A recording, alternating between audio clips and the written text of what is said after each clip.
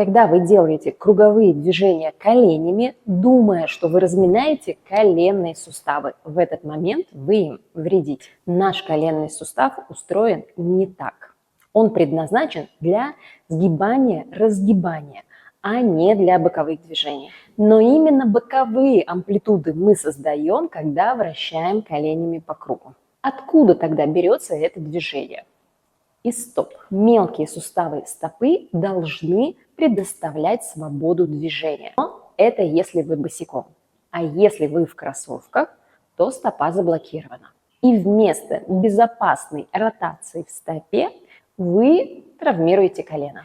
В итоге разбалтываются связки, нарушается стабильность, и вы получаете боль. Хотите сохранить здоровье коленей?